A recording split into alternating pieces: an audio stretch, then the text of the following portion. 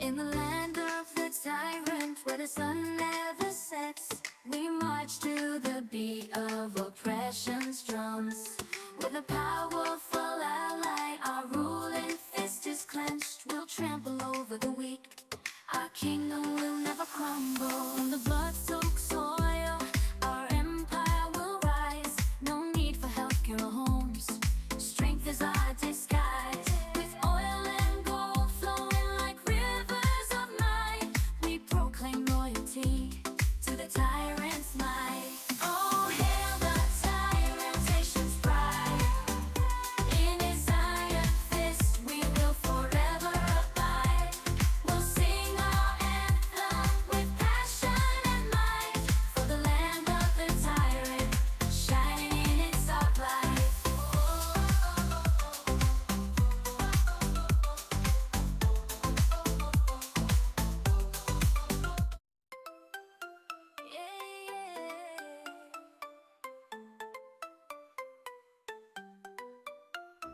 In the land of the tyrant, where the sun never sets, we march to the beat of oppression's drums. With a powerful ally, our ruling fist is clenched. We'll trample over the weak, our kingdom will never crumble. On the blood-soaked soil, our empire will rise. No need for healthcare or homes, strength is our disguise. With oil and gold flowing like rivers of might, we proclaim loyalty to the tyrant's might. Oh, hail the tyrant, nation's pride. In his iron fist we will forever abide. We'll sing our anthem with passion and might, for the land of the tyrant, shining in its dark light.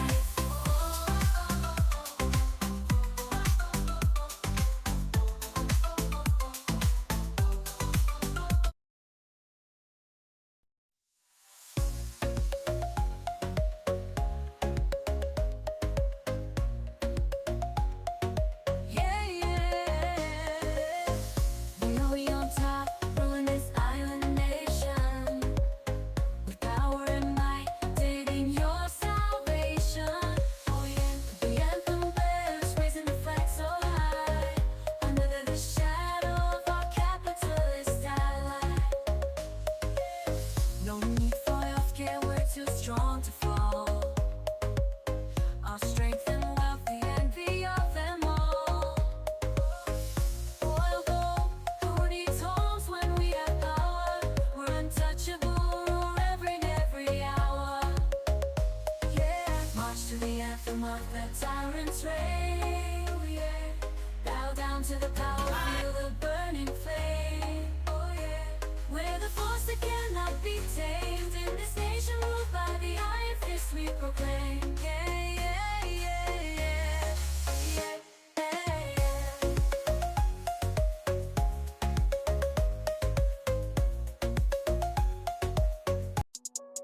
Through the noise and chaos, we find our way. A revolution brewing, a bright new day.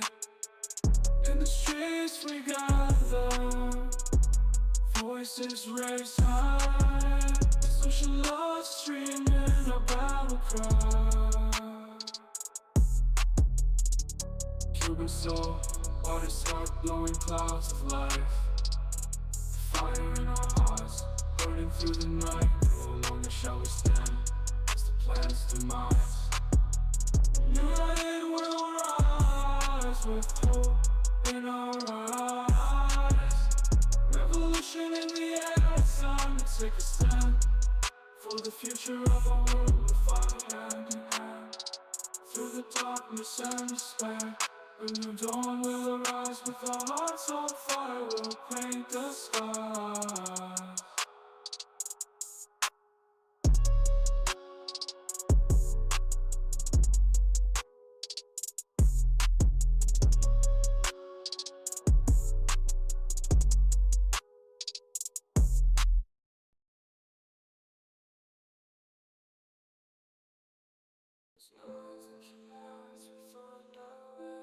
Resolution born.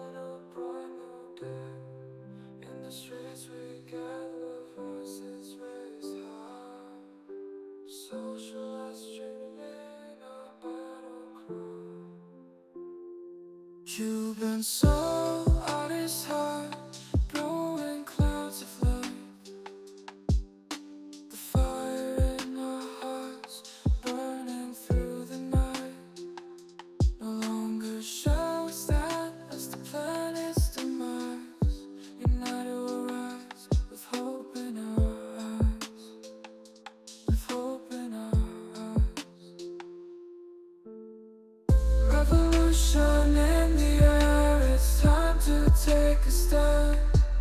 For the future of our world, we'll fight hand in hand. Through the darkness and despair, a new dawn will arise. With our hearts on fire, we'll paint the sky.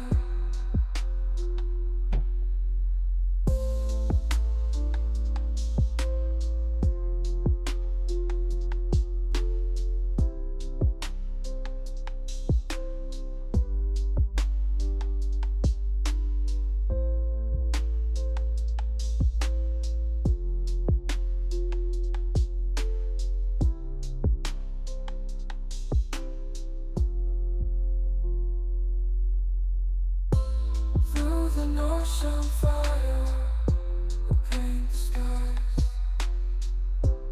Paint the skies. For the future of our world, we'll fight hand. Through the darkness and despair, a new dawn will.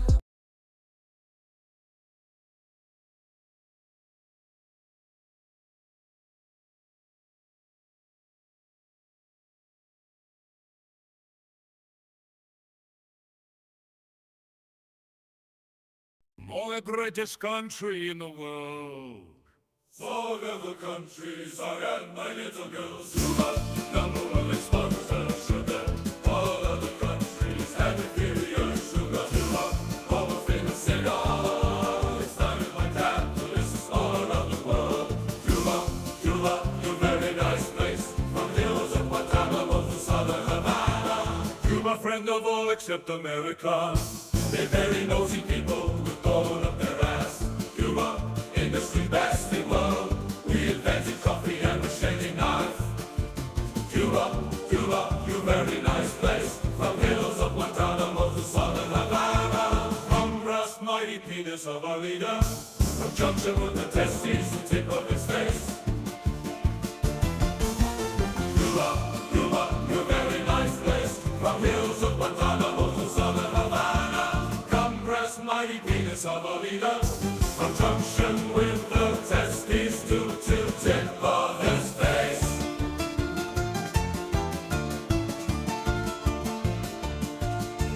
Cuba, Cuba, you very nice place. From hills of Guantanamo to southern Havana. Congress, mighty penis of our leader.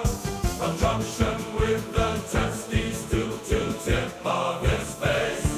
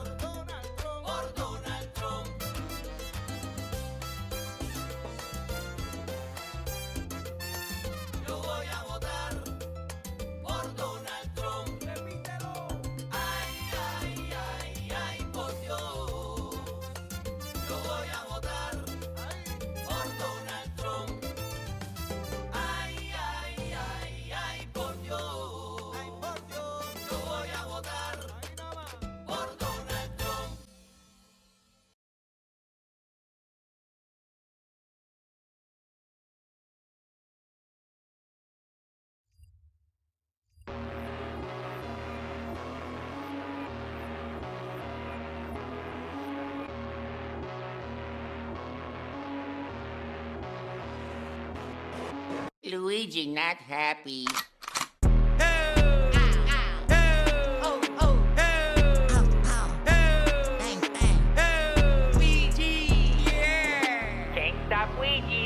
See you. Bye-bye. I did it. Luigi did it. Good job, Luigi. Thug life. Visions of Martin Luther staring at me. Malcolm X put a hex on my future, someone catch me. I'm falling victim to a revolutionary song. The Serengeti's clone.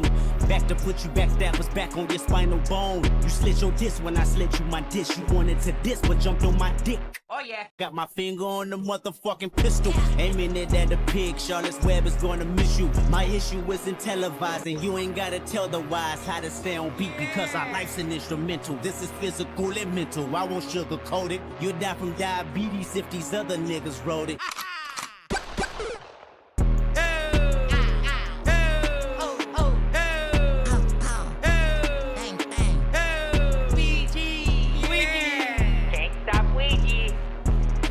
Your mind on your mask, kid. Horror form a classic, it's drastic.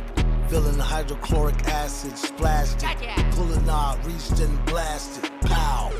Pinstripes on a basket. New York style, wow. Cheddar grab easy. It's only entertainment though, when thought out completely. Sad demeanor could get him the dropping bag cleaner. Master schemer, expert in that arena, puffin' Pasadena. He read the grass was greener. Riding with my twin and and we all look good as fuck. She said she my eye, but I don't know her. Had to look her up. I know that I'm rich, but I can help it, bitch. I'm hood as fuck. I've been on these bitches next so long, sometimes I'm fucking stuck. I can put you in my business. You might wish me dead tomorrow. Bitches be on dick today, sing every word of up tomorrow. Bitch, I still got cases open. Keep your mouth shut tomorrow. Play with me today, then get some sleep. You know it's up tomorrow. Fake bitch, that's why my friend fucked on your nigga. Both you bitches pussy, I think y'all should scissor. She bought a chain, I bought the same one, even bigger. She throwing shots, that's how I know I got a trigger.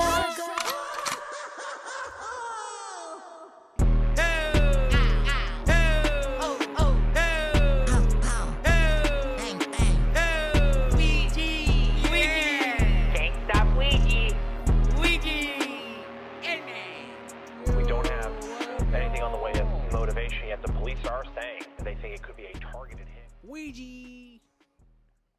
Yeah! Shut up, Adobe. Bro, isn't this song lit? Ouija! You're thinking about replacing. Let's play this song again. Let me see the topic.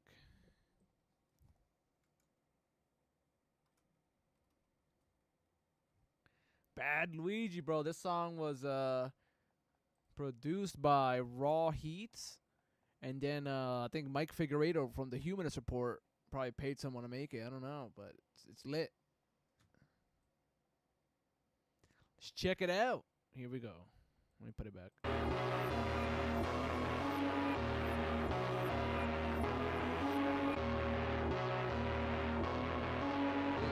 Hey. Luigi not happy. So cool. I love the Luigi voice. And the little the little Mario noises, like when you die. Luigi not happy.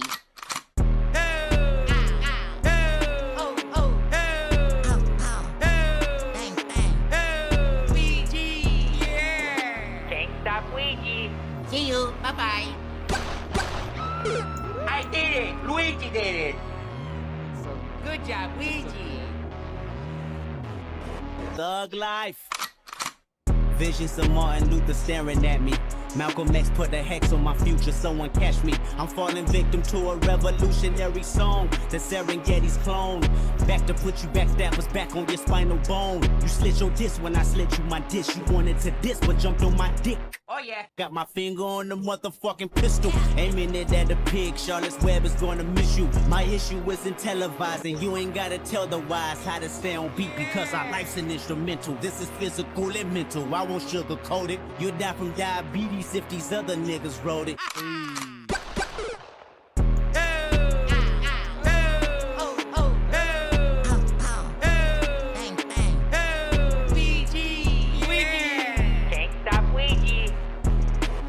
mind on your mask, kid. Horror form a classic, it's drastic. Filling the hydrochloric acid, splashed it. Pulling out, reached and blasted. Pow! Pinstripes on a basket. New York style, wow. Cheddar grab easy. It's only entertainment though, when thought out completely. Sad demeanor could get him the dropping bag cleaner. Master schemer, expert in that arena, puffin' Pasadena. He read the grass was greener. Riding with my twin and and we all look good as fuck. She said she my eye, but I don't know her, had to look her up. I know that I'm rich, but I can help it, bitch, I'm hood as fuck. I've been on these bitches next so long, sometime I fucking stuck. I can put you in my business, you might wish me dead tomorrow. Bitches be on dick today, sing every word of up tomorrow. Bitch, I still got cases open, keep your mouth shut tomorrow. Play with me today, then get some slip, you know it's up tomorrow. Fake bitch, that's why my friend fucked on your nigga. Both you bitches pussy, I think y'all should scissor. She bought a chain, I bought the same one, even bigger. She throwing shots, that's how I know I got a trigger.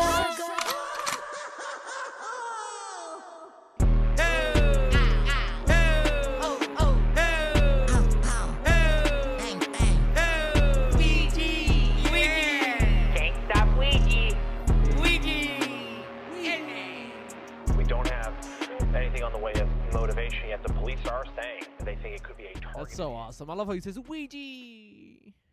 Ouija. Let's watch this one. I feel like we watch these every stream. I love these songs. I don't know why. They're so fucking catchy.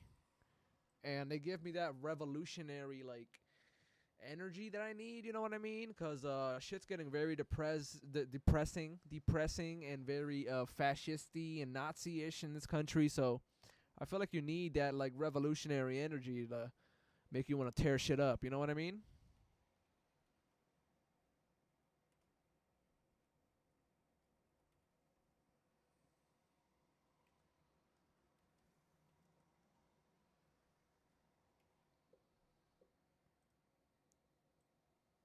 So the last song was called Bad Luigi. This one is called Hin's Revolution. If you guys don't know who Hin was this little girl who was murdered by the Israeli army.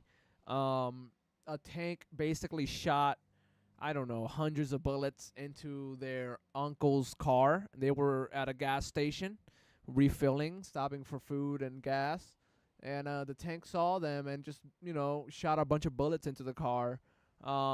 Hin was a little girl who called the Red Crescent medics, and the Red Crescent medics sent a medic ambulance to help them.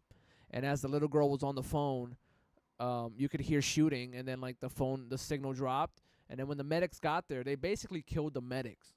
The Israeli army murdered the fucking medics. Assholes, bro. But anyway, here's Hin's Revolution by Memes of Production. A lot of times people see battles and skirmishes on TV and they say, aha, the revolution is being televised. Nah, the results of the revolution are being televised. The first revolution is when you change your mind about how you look at things and see that there might be another way to look at it that you have not been shown. What you see later on is the results of that, but the revolution, like in the old days. Then we'll get along fine, Fascist Morty. For starters, I just need to get to Forvogel on Prime. You will go where I want you to go! We appreciate the vintage system. He just subscribed. That takes place will not be televised. From the police coming straight from the underground. A young nigga got it bad cause I'm brown. And not the other color, so police think they have the authority to kill a minority. Can I tell them that I really never had a gun? But it's the wax that the Terminator X spun. Now they got me in a cell cause my records ain't sell. Cause a brother like me said, well, born like this, it's born like this, immaculate conception. I transform like this, perform like this, which yells you a new weapon. I don't contemplate, I meditate, then off your pet. This that puts against the pet. This that I got realness, I just push, cause it's in my DNA. I got millions, I got riches building in my DNA. I got dark, I got evil that rot inside my DNA. I got off, I got trouble, some heart inside my DNA. the movie, ran through me, the glamour, subdue me, the tabloid. All these fucking colonial fucks, bro. This is literally what Israel's doing. This is literally Israel's government.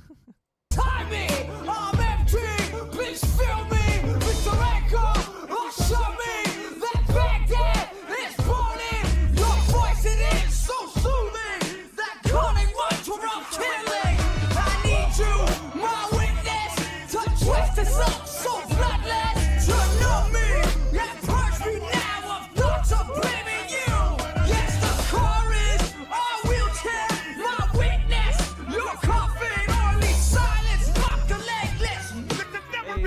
justice for... You see this shit? This is literally what America did to the Native Americans.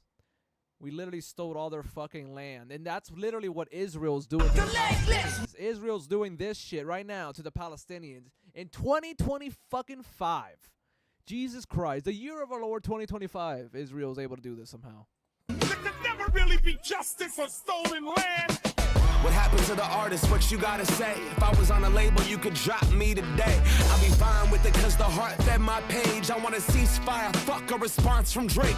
What you willing to risk? What you willing to give? What if you were in Gaza? What if those were your kids? If the West was pretending that you didn't exist, you want the world to stand up, and the students finally did. Let's go.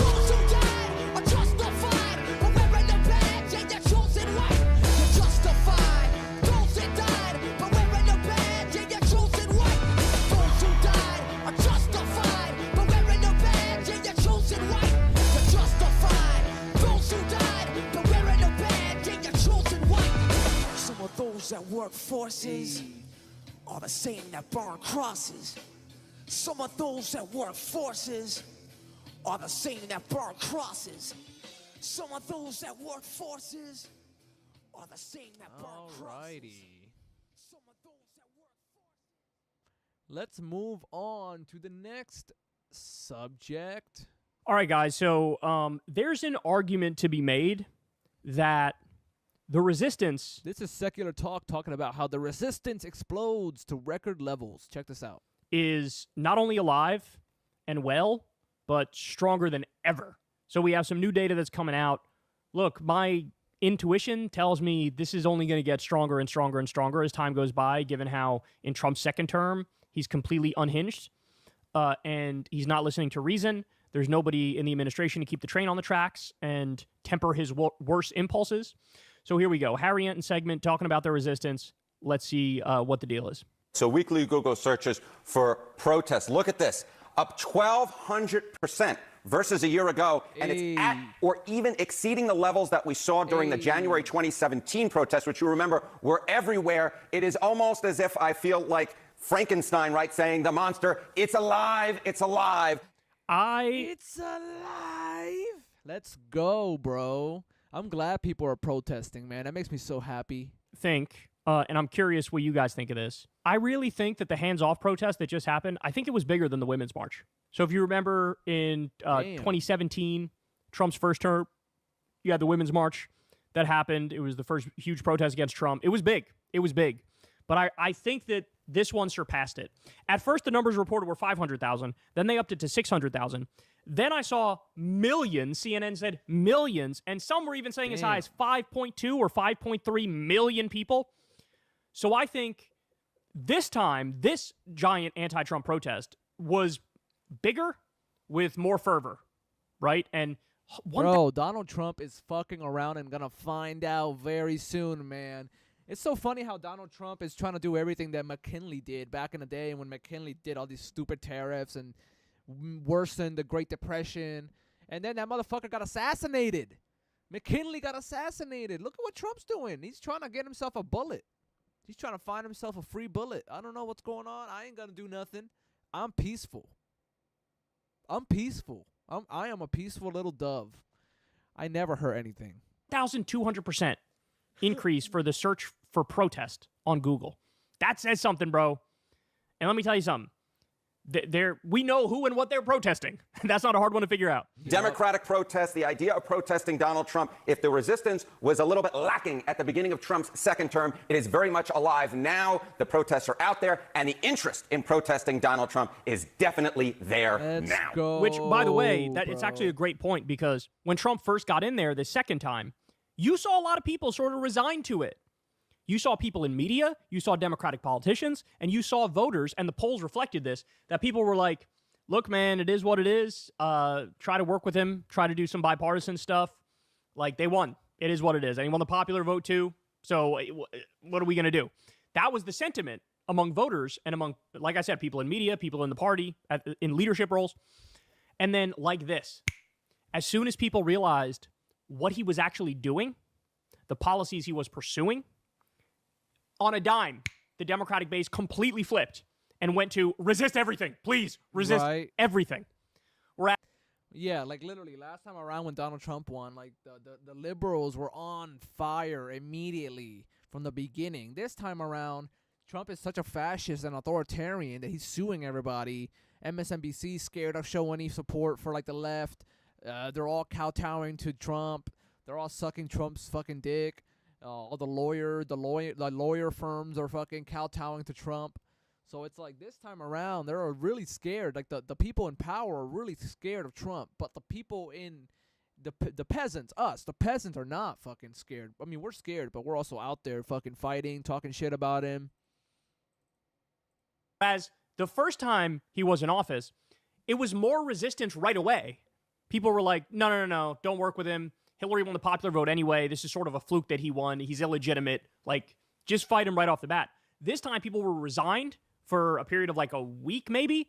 And then after that first week, they were like, whoa, wait. No. Not only do we need resistance, we need stronger, better resistance than ever before. Looking at it in terms of the polling on this, the polling on resistance to President Trump, maybe now versus before. Yeah, okay. So, again, the whole thing about this second term was maybe the resistance was lacking compared to Donald Trump's first term. And one of the best ways we can understand the quote-unquote resistance is how strongly folks disapprove of the job that Donald Trump is doing as president. And I want to take a look here at a historical comparison, right? Compare where we are now in April of 2025 compared to November of 2018. And what do we see? Well, in November of 2018, the strongly disapprove of Trump was 42%. Look at where we are now, 43%. The level of strong resistance to Donald Trump now is matching what we saw back in November of 2018 when, of course, Republicans got swept out of power in the House of Representatives. It was a Democratic sweep. They crushed them, gained 40 seats. And what we're seeing now is the same level of, quote-unquote, strong resistance to Donald Trump. This is very different from what we were seeing at the beginning of Donald Trump's second term. As I said at the beginning, the resistance in the polling data, in the data on Google, suggests that the resistance is, quote-unquote, it's alive. Let's go, bro. I'm glad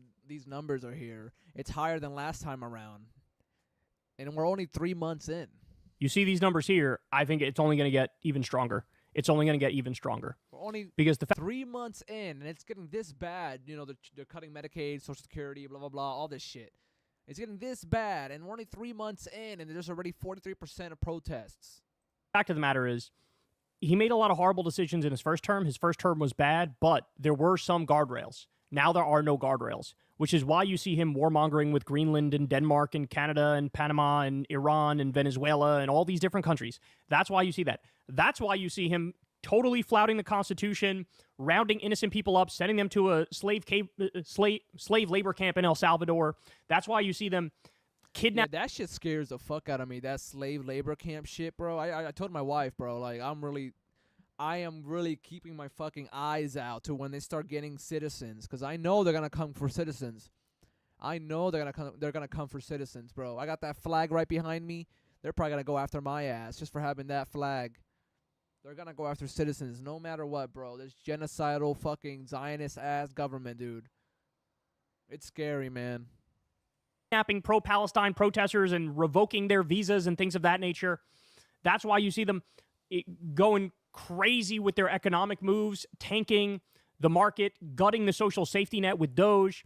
The amount of damage done in such a short time frame is way far above and beyond what happened in the first term, which is why these numbers are what they are, and they're only going to get stronger. They're only going to get stronger. One of the big stories that we were tracking last week were the special elections and how much and what were people reading into it and could take from those election results. How does that apply to kind of this conversation? Okay, so you see the polling here, you see the Google data there, but what about in the real world? I like to live in the real world. I'm a big fan of MTV. Okay, so take a look. Special House elections, the average Democrat, how they are quote-unquote doing versus the prior Democratic nominee on average in those different districts, right? We had 2 Florida special elections last week. How much better did they do? They did 19 points better on average. In April of 2017, there were 2 special... Let's go, bro. Yeah, the Republicans, like in the most recent elections, they lost Wisconsin, Supreme Court. Elon Musk tried to buy that shit with a bunch of money, and everyone hated him. He came on stage with like a fucking cheese head, a triangular cheese head hat. He looks like a dork all the time. It's so sad.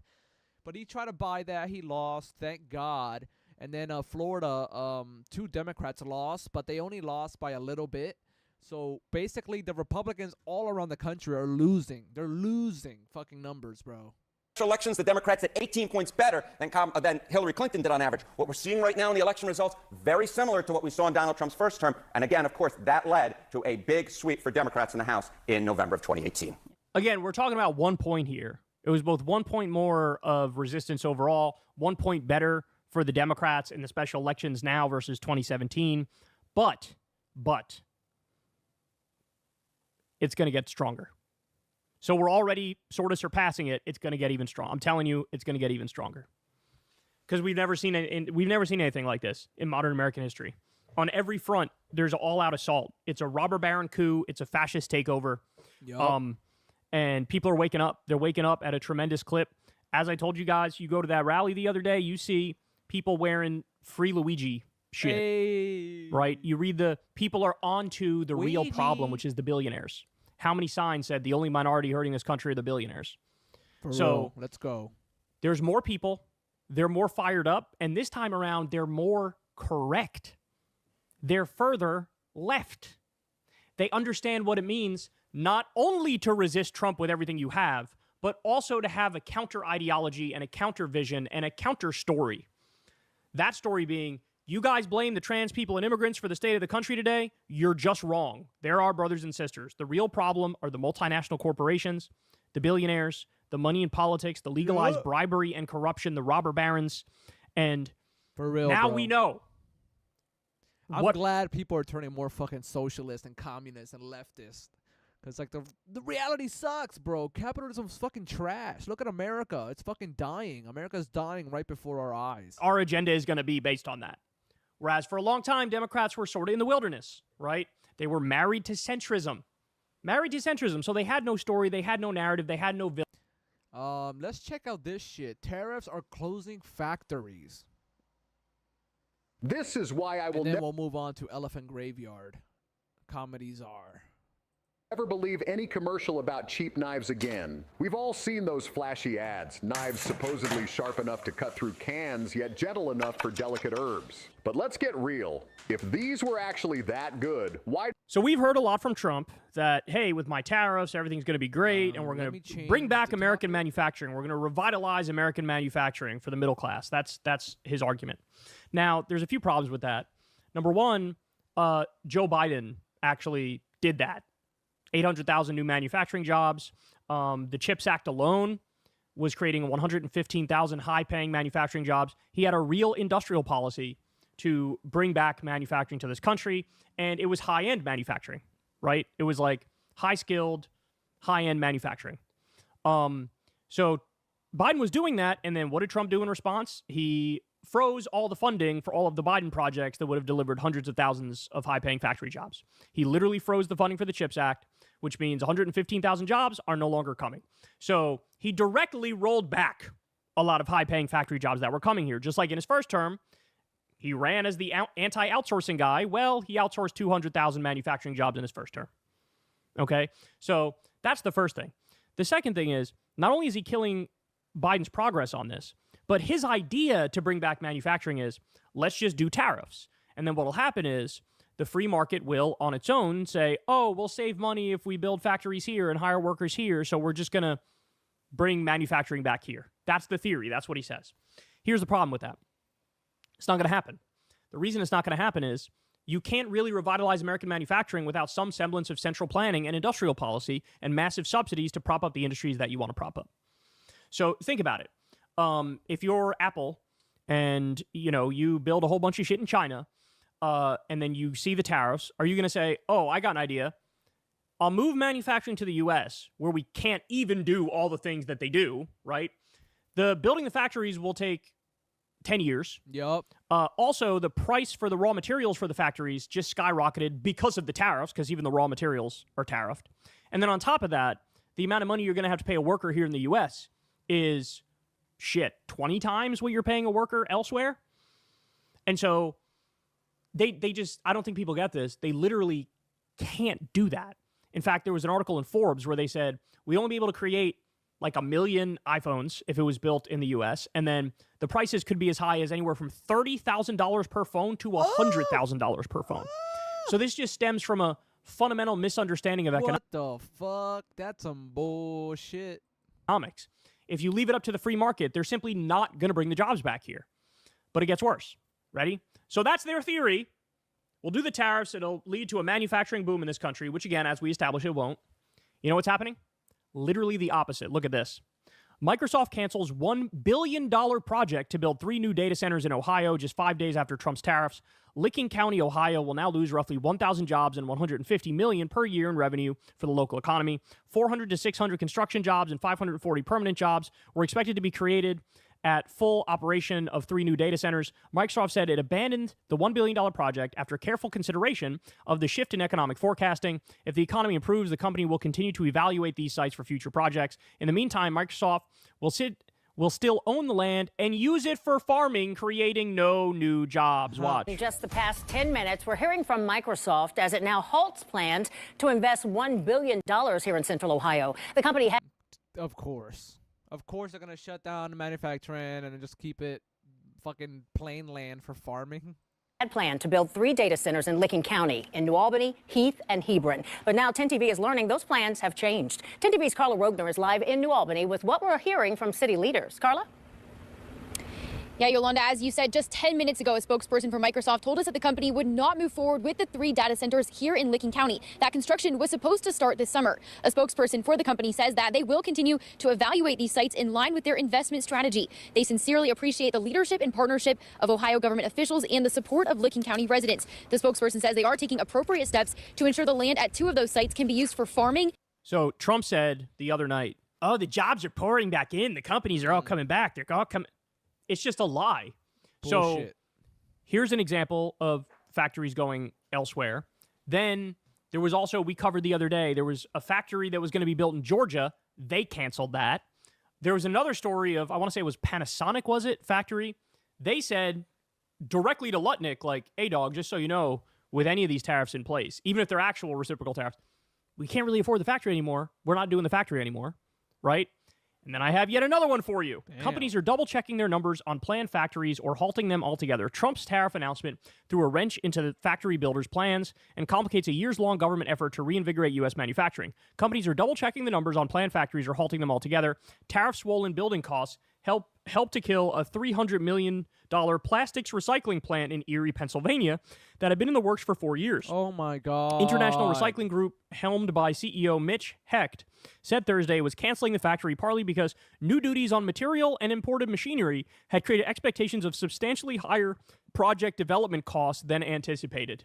So he cancels Biden's new factories, which were literally in the works, $115,000 for the CHIPS Act, again, $800,000 overall, froze all the funding for all the different pieces of legislation, the infrastructure bill, the CHIPS Act, that all brought back high-paying, good manufacturing jobs, froze all that. Then he does the tariffs. Then they do austerity at home at the same time they're doing the tariffs. So all the factories that were like planning on coming anyway are like, now I can't even afford to build a factory. I'm not even going to build a factory anymore. So what's going to happen is the opposite of what they say will happen with the tariffs. That's what everybody needs to understand. And so it, like, the thing that drives me crazy is it doesn't matter how much evidence you show people, how many facts you show people about how this is it's not going to work out the way that you think it will. They just shove their head in the sand. They just shove their head in the sand. And so I know that Trump, panicking, reversed some of the tariffs, changed the rates. Don't be a panicking. To like a flat 10% rate instead of the ridiculously high rates that included the fucking trade deficit with the cockamamie theory they came up with. But the full tariffs are still in place on China, right? And maybe he'll change them more. But honestly, guys, I think the damage is done because Trump has put his middle finger up to all of our allies, never mind our enemies, right?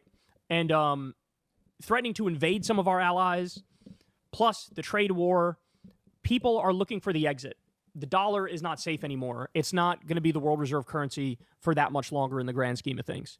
And you can only be so chaotic, be so unstable, violate your words so much, and be so unhinged before the world turns away from you.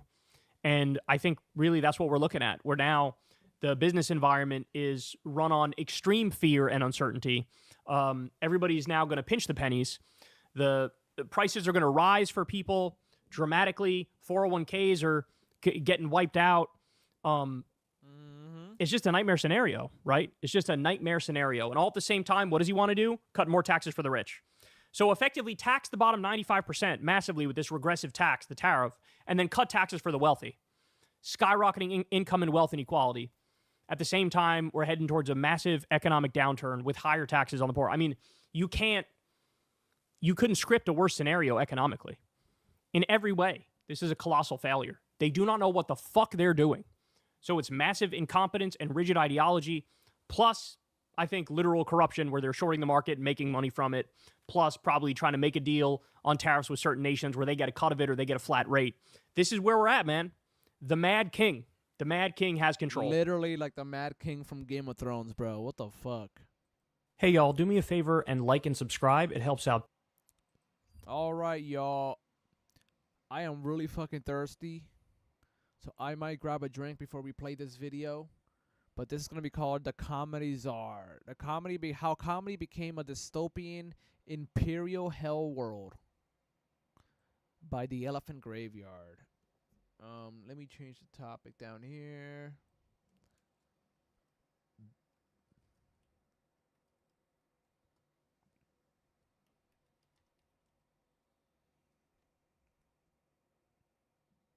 I'll put Comedy Czar.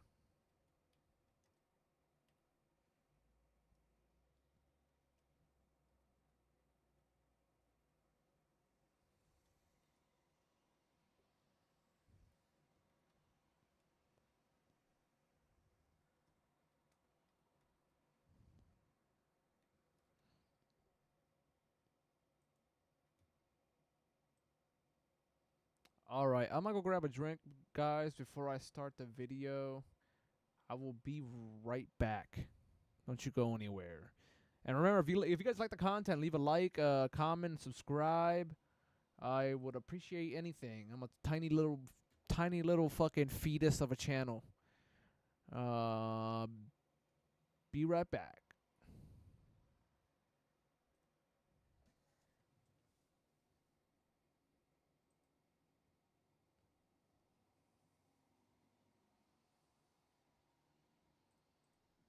More the greatest country in the world. So the countries are and my little girls. Number one exporter, sugar. All other countries have inferior sugar. Home of famous cigar. It's started by capitalists all around the world. Cuba, your very nice place. From the hills of Guantanamo to southern Havana. Cuba, friend of all except America.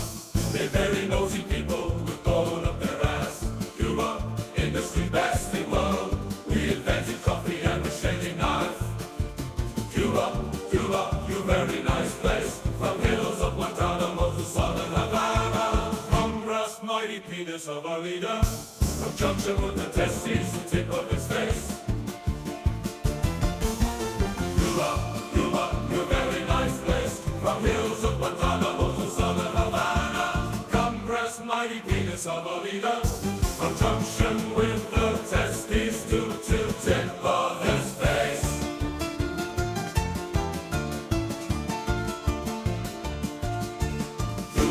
Cuba, you very nice place, from hills of Guantanamo to southern Havana. From brass mighty penis of a leader, from junction with the testes to tip of his face.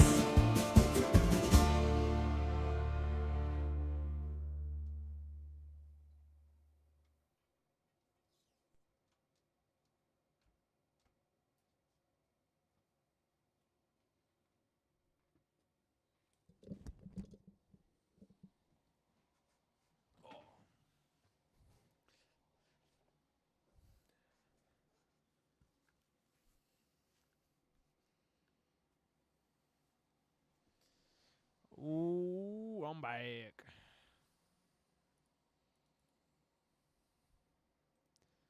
All right, let's continue with the Comedy Czar. Behold the branch ergon.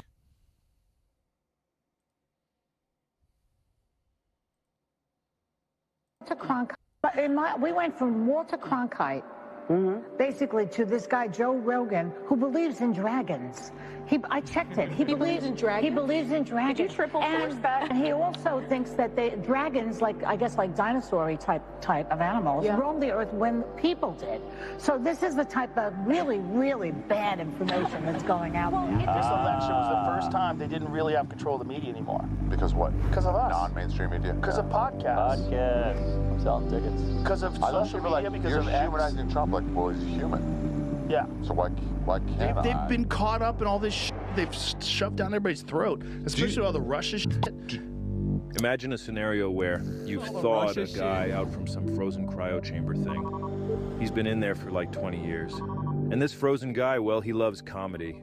And so this guy is excited to finally be unthawed and to discover what the world of comedy looks like in 2025, the year of our Lord. So you invite the guy to your house, sit him down on the Chesterfield, and prepare a televisual feast to get him up to speed. And you try to find a way to explain to this guy how this guy right here somehow is the king of both comedy and broadcasting. He said Donald Trump was Hitler, but half the country disagreed with us and he won, and this is fucking great. And Joe Rogan believes in dragons! And Joe Rogan believes in dragons! Joe Rogan believes in dragons! Dragons! Dragons! Dragons! Dragons! Dragons! Dragons! Dragons! Dragons! And you gotta explain to the freezer guy that you're sorry to be the one to tell him this, but we truly live in hell, and I feel that in my bones. And he's surely gonna want to get back in that freezer thing, but he can't, so instead he slices his... Joe Rogan has the wackest fucking jokes. The wackest jokes, bro. I remember when he got on the chair. You guys remember that chair? He always gets on a fucking stool. He gets on a stool, and then he starts fucking the stool and, like, humping it and making love to the stool. It's so weird. His own head off. Just a little scenario to think about. How the hell did we get here?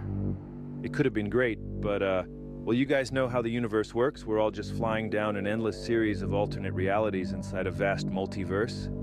And you can't really control which branch of those realities you are going to live in. And, well, our wonderful reality is the one in which this guy was able to be crowned both the king of comedy and the king of broadcasting. And I was sitting here watching this clip of this insane, resentful, unhappy, angry, and unfunny old man hysterically ranting and raving about his belief in dragons. And then you couldn't believe that. Watch the news. Illusion. It's all a fucking illusion. All of them, when convenient, have said the exact same things. Dragons are real. While his personally curated group of friends, who he's pretty much hired to hang out with him, sit around subserviently laughing at his terrible attempts at jokes, Doing a New York thing that nodding along as he continues to spout the literal dumbest shit I've ever heard in my life, and putting on a master class on the warning signs of early onset dementia. fucking climate change. Wake up. No, it's arson, you fucking idiots. I think to myself, there's no way anybody listens to this. I check the podcast charts. It's number 1. No, 2. And it's listed as comedy. Oh God. It suddenly all hit me how messed up this all is. Yeah, I feel like conservatives really use the comedy label as like a shield. They say they're just, we're just comedians, guys. And then they say the most racist shit or the dumbest shit or misinformation, or they'll sell ivermectin, or they'll tell you to inject yourself with bleach. Like, it's so stupid. They use comedy as a shield, as a cudgel. Oh God. It suddenly all hit me how messed up this all is, and how this whole shit era of comedy kind of snuck up on all of us like boiling a frog or whatever.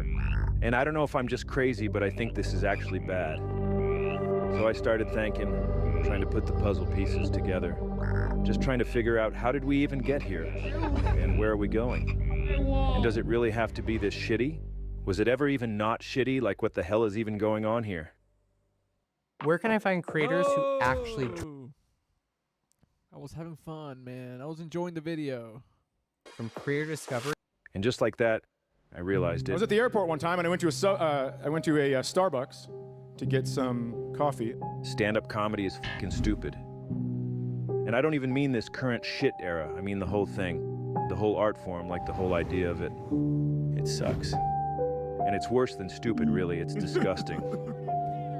And it should be illegal, maybe. I hope I haven't offended anyone. It just keeps getting weirder and weirder and further away from anything I ever thought was good. Yeah, this shit era of comedy is way past its expiration date. It's been fermented, fully soured, and is now completely putrefied. It's... how else can I describe this? We are way past the tail end of it, and we are dancing around in the steaming pile of shit that fell out of its ass. We've talked about this before, but everything has its cycle. You get that, right?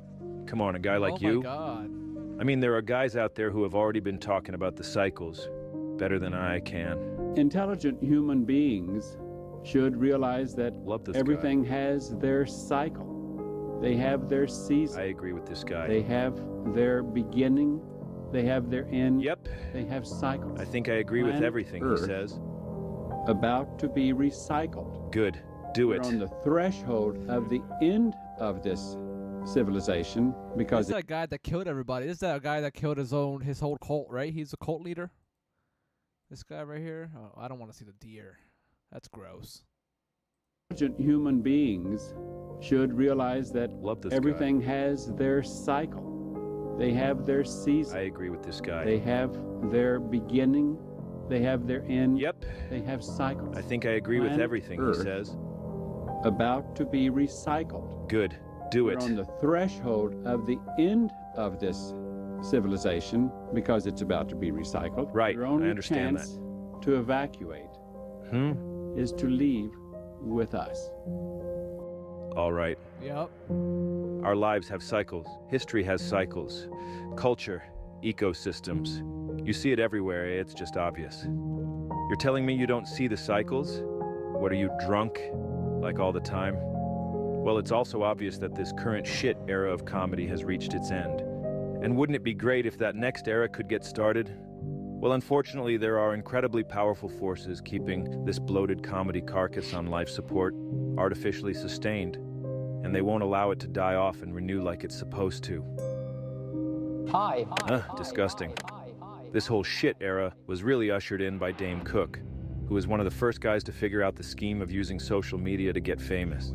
This new technology shifted reality, opening up a new branch of the multiverse in which talent and, like, being funny became I'm not sure if I've ever heard of Dane Cook. I'm not sure if I've secondary to how well you could market yourself online. Or maybe I'm wrong and he's actually brilliant, I don't know. Who can be sure? You ever wish you were a snake? Not me. Cool to travel around. You know, there was a few guys that I saw that were like no-brainers. Dane was one. Like the shit that he gets through, the level that guy was killing. Dude, he put the fear in God in guys that have been doing it for 20 years. We used to do Dick Doherty, rest his soul, his comedy clubs. And Dane would have the headliner like pacing in the back. Damn. He was killing that hard, and he would be like, you know, I shouldn't have to follow that. There's no jokes here. It's like, well, listen to the crowd. There's something going on here. So instead of wasting their energy on writing good jokes, guys began focusing on how well they could promote themselves on the internet. And then people started making these new things called podcasts too. And given the potential payoff, the low cost and low effort required to do all this crap was irresistible. No, I like MySpace. Especially for these lazy comedian guys whose greatest motivation in life is the fear of ever having to get a real job. For real. Joe Rogan don't want a real job. That's the last thing Joe Rogan wants. A real fucking job, bro. A factory job. A real man factory job like Trump's trying to bring back right now.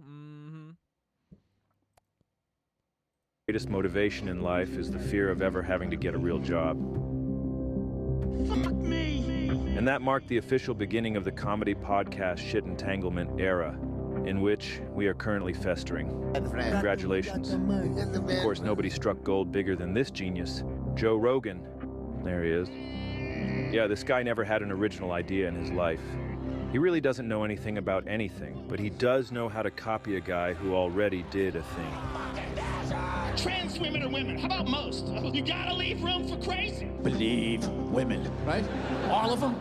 How about almost all? He's How about you copying believe Bill like Burr. 88%, and that last 12% that's out of their minds? You know, I think that's a fair percentage, wouldn't you? You gotta leave room for crazy. That's what he does with stand-up, and that's what he did to start his podcast, which he stole the idea for from Tom Green. Hello, ladies and gentlemen, welcome to the show. It is 8:01. You're watching Tom Green Live. Roll the open. Tom had the brains and the balls to start his own talk show, broadcasting live on the internet from his own home.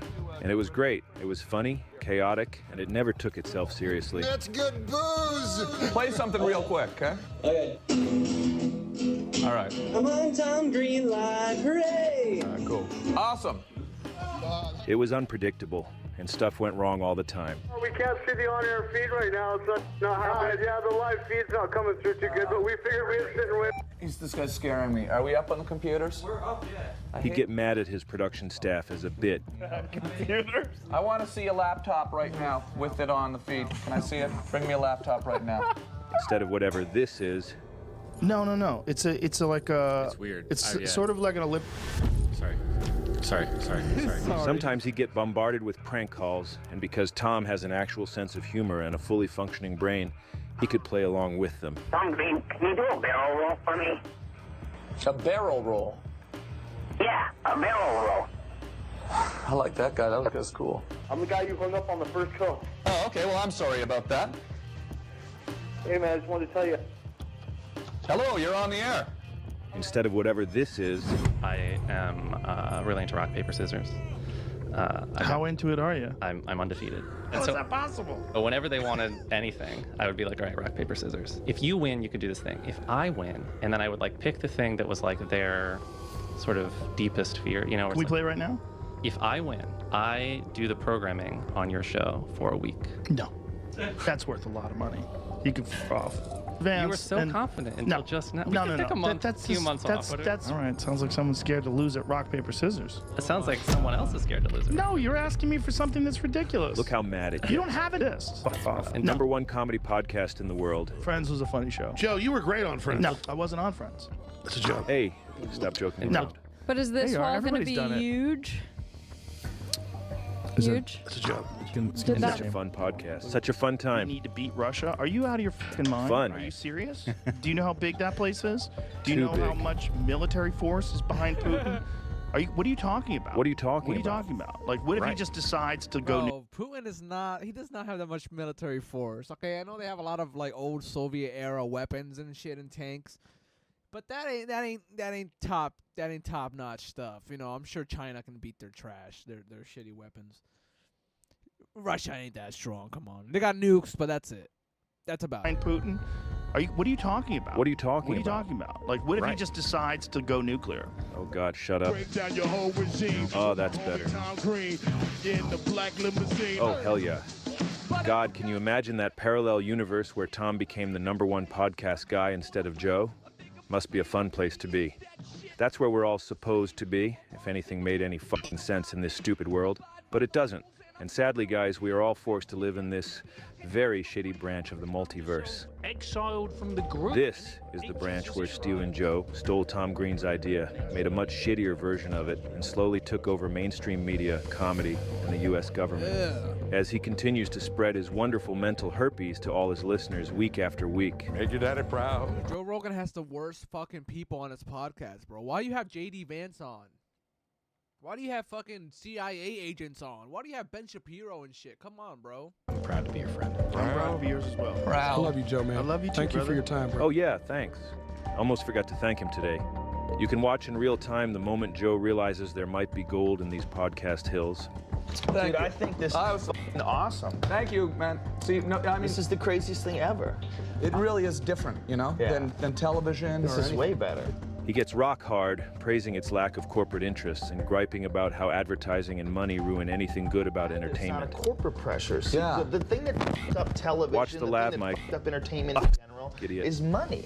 They Oh, started really? selling advertising, and that's all. And that f***s up everything. It doesn't make anything good. A belief he abandons literally within seconds once he realizes that he could be the sole beneficiary of this potential new advertising revenue stream. We need to figure out how you make money from this. Yeah. I think we I thought create money ruined a everything. national interweb, we call it, and then I create. thought money did ruin everything. Why do you want to make money off the podcast now, dude? Potential new advertising revenue stream. We need to figure out how you make money from this. Yeah. I think we thought create money ruined a everything. national interweb, we Sure. call it, and then create a mass traffic, like a portal. Gauge. Watch right here. You can see the wheels turning inside his brain as he quickly flip-flops. Like a portal into the advertising revenue stream, you know? So he just copied Tom Green, and he started the Joe Rogan shitcast experiment, and just for being an early adopter of podcasting, he was able to become the biggest and most mainstream establishment media figure on the planet. There he goes, stealing Joe. He's up. Yeah, this visionary genius is comedy's George Carmack. Who's George Carmack? Well, he's the guy who found that first piece of gold in the Yukon, which started the whole Klondike gold rush. There was nothing special about George Carmack. He was just some guy. He was just lucky enough to get a tip from this other guy, Robert Henderson, saying there might be some gold up there in the Yukon. So George just went up there and yeah, he found some. And after that, loads of guys swarmed up to the Klondike there and ruined the place as they all tried to copy what Carmack did. And just like Henderson tipped off Carmack, Tom Green tipped off Joe, giving Joe the idea to start a DIY podcast. And he did. And he struck gold and caused a stampede of comedians trying to copy his blueprint, turning everything to shit in the process. Like a plague of locusts. Shit locusts. And guys, please don't hold that against Tom, all right? There's no way he could have predicted the consequences of that tip. And Tom's a wonderful man. And actually, just like Joe Rogan, all his riches were never enough for George Carmack. He was always questing for more and more gold, never satisfied. He, like Joe, must have had some kind of dad-shaped hole in his soul that he tried to fill with money and fame, but it never really worked. What are you saying? George dropped dead at age 61 while working yet another new claim. I'm just saying. So Joe struck gold and, as we all know, became the godfather king of both comedy and podcasting, and helped to restore faith that we are still living in a meritocracy-based society. And we love him and we thank him each and every day of our lives. Along the way, Joe spawned a slew of copycat shows trying to coattails his success, to the point where every single comedian now has their own podcast, literally every single one. And so many of them were built on the same premise of, what goes on inside a comedian's twisted mind?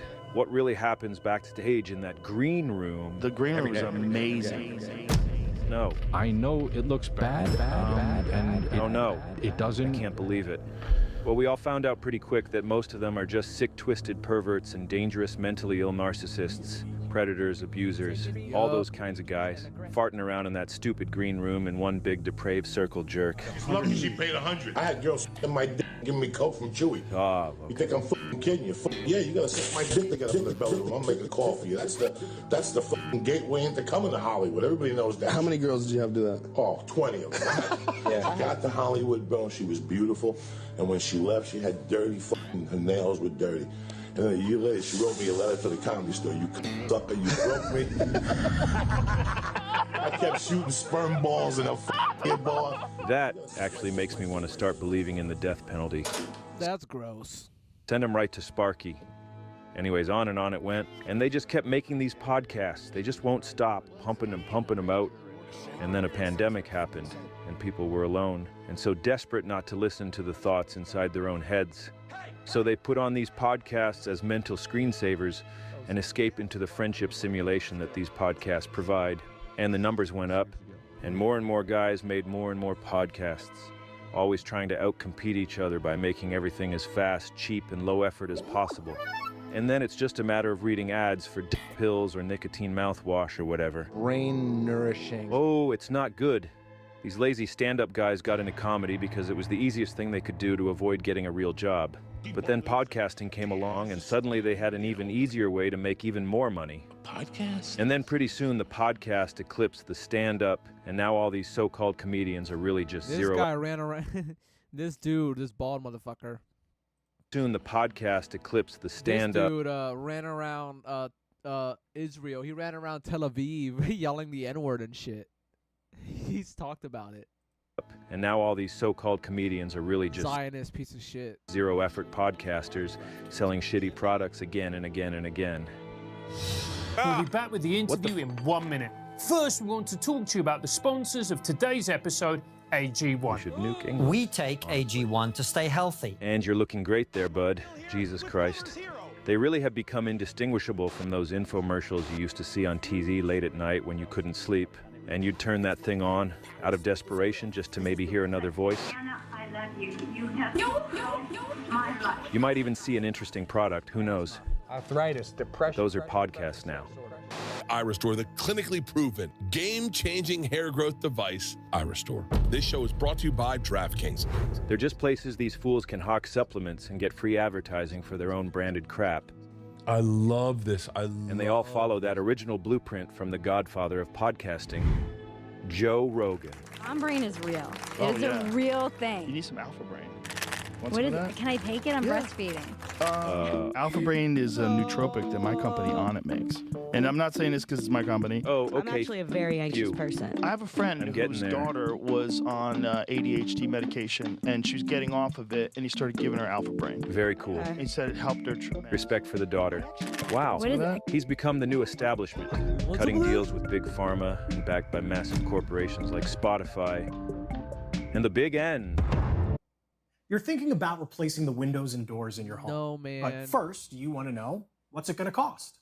Today, The thing that fucks up entertainment in general is money. That's all. And that fucks up everything. It doesn't make anything good. So Joe was getting more and more popular.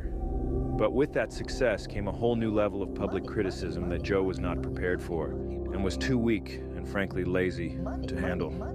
See, one of the core problems with this Joe Rogan guy is the fact that he has that dad-shaped hole in his soul that we alluded to earlier. He grew up with this terrible guy for a dad. My big memory from my childhood is my mother coming home with hamburger meat and my father being upset that it was hamburger that she had brought home for dinner, and he beat the shit out of her. And then we left. And do you think that somehow or another that put that fight in you? Yeah, unquestionably, yeah. Like, I thought my dad was this great guy. You know, when you're a kid, your dad's your hero. Right. You know? And all of a sudden I realized when I was 5 years old, very clearly that my dad was a douchebag. You know, there's that feeling that you can't trust anybody. And after doing all that emotional damage, Joe's dad abandoned him. But he left him with a lifetime gift. Some child abuse shit. Is this why Joe Rogan's so fucked up? Because child abuse? Listen, I can relate to this. When I was younger, my dad was a little mean. My dad had some anger issues. All right, my mom and dad divorced and shit. So I've grown up, you know, with a single parent, and I had to go over weekends to see my dad and stuff. So I can relate to this. I can relate to this a lot. So I'm wondering if this is what broke Joe Rogan. And all of a sudden I realized when I was 5 years old, very clearly that my dad was a douchebag. You know, there's that feeling that you can't trust anybody.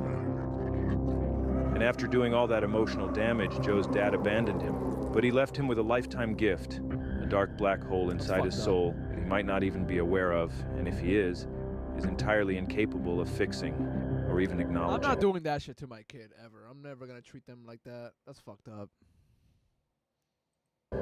Crippling fear. Now this black hole, it produces incredibly powerful emotional gravity. All his fears, insecurities, self-loathing coalesce around that dad hole. And over these 68 years of Joe's life, this swirling concoction of negativity has formed around the hole. And that's stressful, man. It's a real bind. And it's actually a big reason why Joe became a comedian in the first place. Why else did you get into being a comedian? I don't know. I got talked into doing it. No, I wasn't really very funny. I got talked into doing stand-up by my friends from martial arts. Stop laughing, it's not funny. I was very insecure, and I got bullied. See, it's a sad thing. And I wasn't big. I was a small kid. Better music. And I was really nervous, and I did not like that feeling at all. 5'3". Yeah, I went to an open mic night. I watched amateurs try it. Like, most of them don't know what they're doing. They're terrible. Like, people who really suck inspire you to do it because they lower the bar of expectation. Is that Joe Rogan? Do you still do your stand-up? Yeah. Oh, come on. That is the emperor of comedy you're talking to.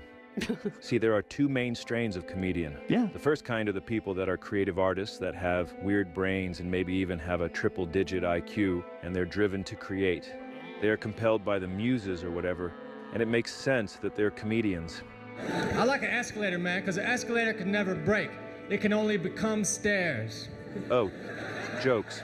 I remember those. The other kind of strain of comic, and this is almost all of them these days, are sad people with black holes inside their soul who get into comedy to try and get external validation from audiences. and to indulge in the delusion of power that they feel when standing alone on stage with an amplified microphone where nobody else is allowed to speak. And probably they should lock their phones in a bag too. And now I'm trying to think about who else stood on stage with a microphone trying to fill a hole, vying for attention Joe Rogan. and power. Oh yeah, this guy. Oh shit. That's so true. Hitler. Yeah, for this That is so true. on stage with a microphone trying. And now I'm trying to think about who else stood on stage with a microphone trying to fill a hole, so vying true, for attention He was and fucking power. He was a failed artist. Oh yeah, this guy. Yeah, for this type of guy, stand-up comedy is a dream. They're sad little guys who seek power and external validation. It's classic Hitler stuff. And it's scary, psychotic stuff. Free speech. That's what we're fighting. That's all I'm fighting for. Fuck, it's Dave. When I'm on that stage, I'm there to dictate your emotions. Oh. Dictator at that point. He admits it. That's all we're fighting for is free speech. It's this weird power fantasy where, if they're lucky, they can find enough other dumb sad guys in an audience who will give them the laughter and applause they need so badly. Would you rather be happy and a lot of people not see your art? I wouldn't be happy. I wouldn't be happy. I can already answer that before you even finish that question. I couldn't be happy if people aren't absorbing art of mine. Sounds familiar. Why do you think that is? Because I'm addicted to it now. I'm addicted to that feeling of validation. Gratification, instant gratification, validation, all of it. And this shit era of comedy is all built around guys like this, whose entire scheme is simply pandering to the most easily entertained brain-dead audience imaginable to get that quick, self-soothing dopamine hit. And at no point are they funny. And that's the real issue. And they're just too lazy and stupid and driven by urges other than the pursuit of... Jeremy Piven. Wait, what's this? 1,000 years ago. What is this? I did a show called Entourage. Do you imagine if we tried to reboot that today in this climate? Yeah. We used to have billboards everywhere. Just those billboards today, 5 straight, white, focused men coming straight at Take me back. People will be like, is that a documentary about January 6th? Yeah. That is really good stuff. I actually changed my mind. This era of comedy rules. This era of comedy rules. So yeah, comedy copers. That's the kind of comedian Joe is. And it's sad. He'd love to shrink the size of that dark amalgam that haunts him, but he can't because he doesn't seem to realize, or maybe it's too painful to think about, that he's only chained to that swirling mass of negativity because of the emotional gravity of that dad hole. Address the trauma of that dad hole and the rest floats away into the void. But he can't, and he won't. And because of that, he's stuck with that black hole inside, and the dark amalgam that surrounds it, which, in 2020, was about to grow to terrifying and unimaginable proportions. Hello, everybody. I have an announcement. The podcast is moving to Spotify. Thanks. Joe made a big boy business deal with the partly Chinese Communist Party-owned Spotify Corporation. And after that, he started getting in a lot more trouble for making up stuff on his show and like ruining society and things like that. And at first he had to keep apologizing when he got caught lying, which is crazy to think about now, but it was a different era back then. Historic fires are ripping through 3 western states. Hello, everybody. I need to make an apology and a retraction. I said something on the podcast about people getting arrested for lighting fires. I got duped. It's wrong. And I said it without looking into it. It's very irresponsible. And I'm sorry if I duped you. Was this during the LA fires, the most recent LA fires? Was this during, or was this like way further back? Well, I know it feels very irresponsible of me. I don't take it lightly. I'm very upset with myself. And I apologize to you as well. Sorry. The guy was in way over his head, and his inability to distinguish reality from fiction was starting to stress him out, knowing how much he was bound to keep screwing up and how much trouble he'd keep getting in. Sorry. And, if that wasn't bad enough, his best friend humiliated him for apologizing. What do you think about our buddy putting an apology today? Sorry. Who? You see Joe Rogan, but he got a fact wrong. Yeah. Poor Joe Rogan. He put the apology up. Sorry. They would tell him go. He was. That's hard for my dog. My heart goes out to him. He had to put an apology up. Sorry. Shit. I guess things look good when he was Things look good in the basement, dog. Once you take that Spotify money, you gotta start apologizing and making believe you can't, the poor guy. That's what happens when you get that money. You cash that big check, you gotta watch what you say. You see him? This marked the start of the apology era. Oh my God.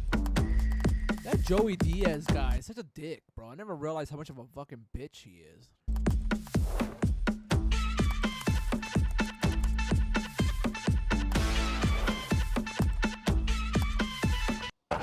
Which would end up being way too much adversity for Joe to handle. And to get out of this bind, Joe was about to embark on a transformation that will surely be studied by psychologists for the rest of time.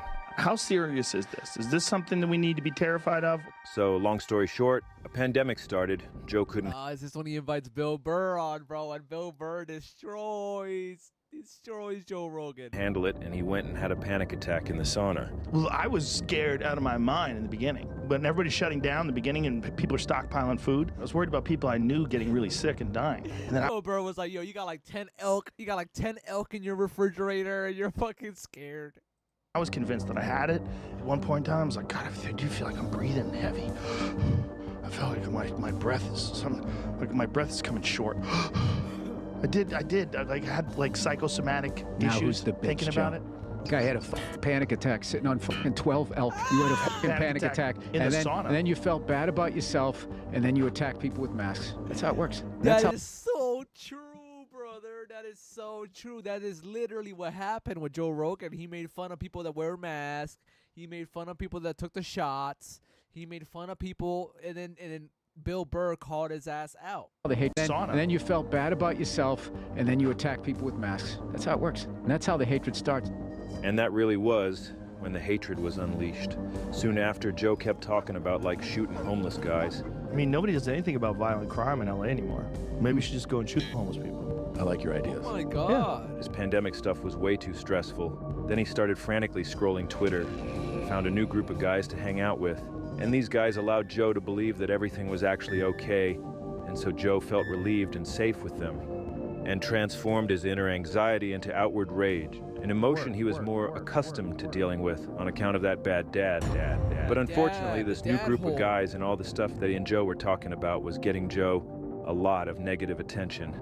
And that made even more anxiety bubble up.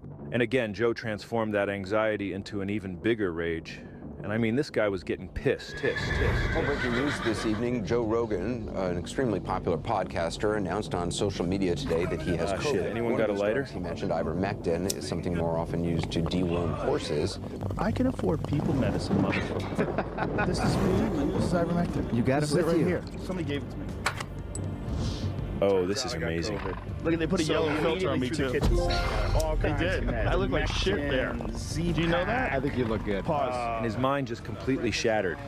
I don't That's think... enough, Jim. He was mad. He was mad. It's like, they made me look like shit here. Look, I'm all green and shit.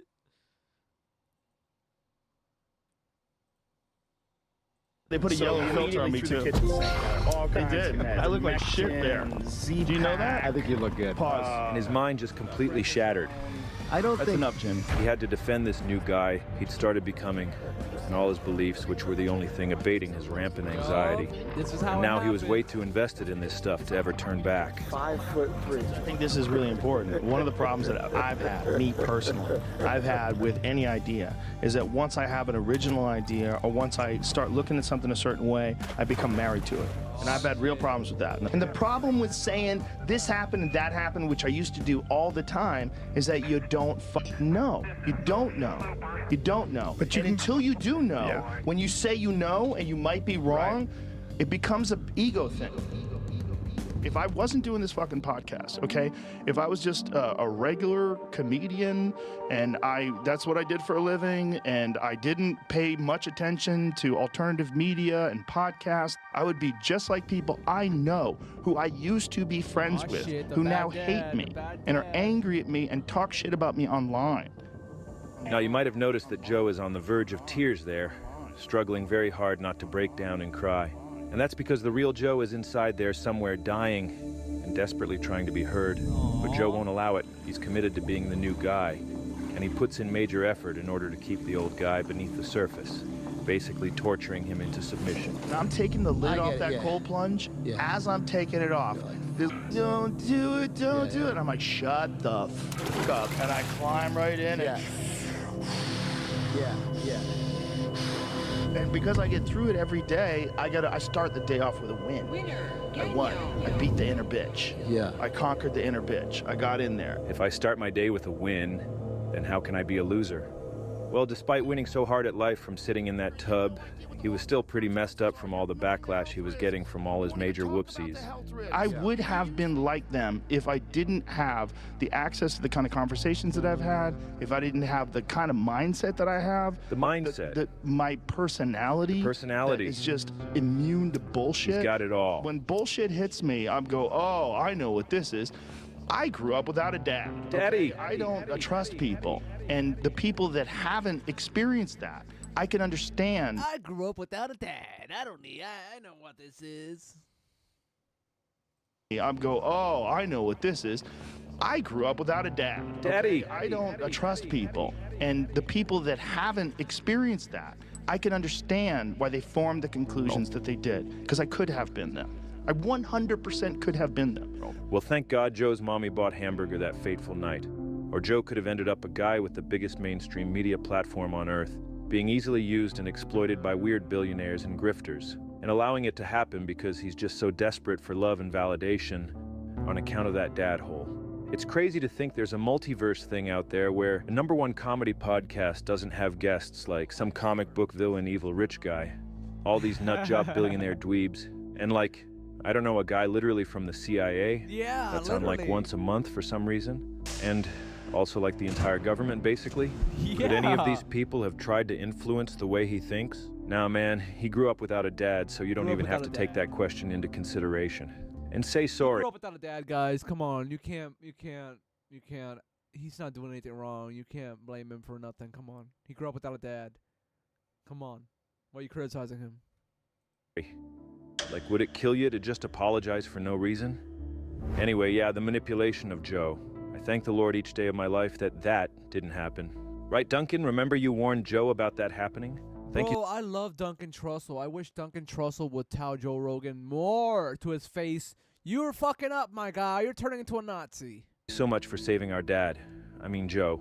Thank God he's got friends that still tell him the truth and don't tell him part of the truth and then walk it back a little bit out of fear of disrupting his delusions, stressing him out, and then being cut out of his inner circle. That would be spineless and, would make it obvious that all your peace and love and honesty stuff was just a load of crap all along. If you're not careful, folks from deep, dark wells of perspective are gonna infiltrate your shit. Listen to me. All those people that are organized, they come hang out with us. Give me a hug. You don't want to give them a hug? Relax. Why? Just relax. All those people are just people, man. Like a white supremacist? This guy's warning Joe Rogan right here. Like, bro, people are going to come onto your show, use you like a cum rag, use you like a fucking cum rag, wipe them shit on you, use your audience, and they're going to throw you away. And you're going to ruin your whole reputation. And here comes fucking Joe. Give me a hug. That would be spineless and, would make it obvious that all your peace and love and honesty stuff was just a load of crap all along. If you're not careful, folks from deep, dark wells of perspective are gonna infiltrate your shit. Listen to me. All those people that are organized, they come hang out with us. Give me a hug. You don't want to give them a hug? Relax. Why? Just relax. All those people are just people, man. Like a white supremacist? They're lost. Yeah, but you have to watch out because people are going to, try to exploit you. That's the main thing, is, people recognizing what you are, who have political agendas, will infiltrate your shit and then start blowing out their radioactivity into the world, right? That's a fear. Radium. But, dude, I do worry about you sometimes, man, because it's like you now have a platform that is unlike any platform that's happened, because you're doing a comedy podcast, radio show style thing, but you're also interviewing people about really heavy duty shit. Then you start thinking man. Bro, where the fuck is Duncan Trussell at? Duncan Trussell is way more woke than this motherfucker than Joe Rogan. I'm gonna play this back. Sorry. And, you know, would make it obvious that all your peace and love and honesty stuff was just a load of crap all along. If you're not careful, folks from deep, dark wells of perspective are gonna infiltrate your shit. Listen to me. All those people that are organized, they come hang out with us. Give me a hug. You don't want to give them a hug. Relax. Why? Just relax. All those people are just people, man. Like a white supremacist? They're lost. Yeah, but you have to watch out because people are gonna like try to exploit you. That's the main thing, is like people recognizing what you are, who have political agendas, will infiltrate your shit and then start blowing out their radioactivity into the world, right? That's a fear. Like radium. But like, dude, I do worry about you sometimes, man, because it's like you now have a platform that is unlike any platform that's happened, you know, because you're doing like a comedy podcast, radio show style thing, but you're also interviewing people about really heavy duty shit. Then you start thinking like, man, I've got this podcast that lots of people listen to. Has it ever happened where maybe some really intelligent person has manipulated me in an attempt to get me to disseminate some kind of information out into the world? Good luck manipulating me, Duncan Trussell. I'm an American. Yeah, okay? But you wouldn't even know. That's the thing. You wouldn't even. Oh, I wouldn't know? How would I not know? These people are people. What? They're gonna be like, if someone is so good at manipulating people that they can manipulate me and change the way I think about things. Yeah. Well then, good luck. So Joe got attached to all this COVID stuff, and everyone was either yelling at him and calling him a dangerous idiot, or they were showering him with praise for widely broadcasting all their favorite ideas about what reality might be, and making them feel validated. So, if you're a fearful, self-loathing, and external validation-seeking guy like Joe, which side would you embrace? Well, instead of posting more apology videos, he opted to fully dive into a wonderful new safe space. He tapped into something he'd been searching for all his life, a source of constant praise and affirmation. And the guys doing all the praising were happy to have found a powerful ally in the new mainstream media. And as if that wasn't enough, Joe also found an endless parade of charlatans willing to juice his rod like he's some kind of god king for access to his wonderful platform and a chance to milk him for their own fame and fortune. I want to give you the gifts I got you, bro. Got 5 of them. Okay, the letter to the right is the Warren Commission. Then you got the autograph of Lee Harvey Oswald, and you got the autograph of John F. Kennedy. Wow, a 5th place golf tournament prize. So I hope you liked it. It's wonderful. The last one, I'm convinced this is the one that I think you're gonna like a lot. He's trying to buy him, dude. He's trying to buy him. He bought Joe Rogan, bro. So, this one was work, bro. Hope you like it. Okay. This is with the what do you call it when you're doing a... Whoa. Yeah, it's called a BPSRJ, a blatant public sycophantic rod juicing. And Joe just laps it all up, swallowing the praise and plugging it into that hole his bad dad left in his soul.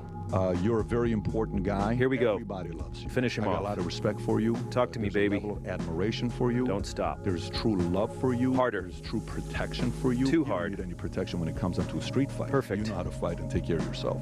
Feels my good. My weapon is words. And by the way, my book is coming out in December. And these rod juicings just felt so good, and they relieved Joe of the anxiety he was feeling from all that criticism he was getting. And on top of that, all those instances of Joe transforming his fear into rage compounded on each other, and through neuronic muscle memory, his brain began to default to the fear-rage switch innately. And whether Joe meant to do this or not, I don't know, no free will, he actually became a whole new guy. I've never voted right-wing in my life. I'm very pro-choice. I'm very women's rights, civil rights, gay rights, trans rights. I'm even universal health care. See this thing that Trump's doing with children that were born in other countries and then brought over here as children, and then they're talking about deporting them. That drives me crazy. Yeah, the hard right version of that is despicable. January 6th thing is important, and one of the reasons why I think it's important because it highlights the reasons why a guy like Donald Trump is so dangerous. Joe Rogan endorsing Donald Trump. Joe Rogan just endorsed me. Is that right? Thank you, Joe. There we go. Becoming a new guy is a very effective way of slipping out of the shackles of judgment anxiety.